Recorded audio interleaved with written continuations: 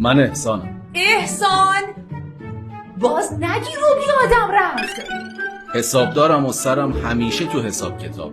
یه صبونه خوب و سالم به هم کمک میکنه تا تمرکزم توی کار بالا بره.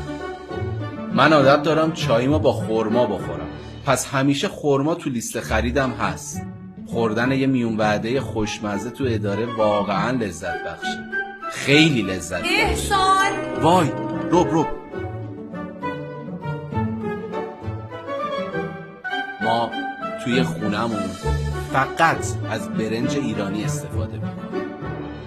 شام امشب با منه. چی بهتر از همبرگر؟ هم خوشمزه است هم درست کردنش راحت. شستن ظرفام که گردن خودم.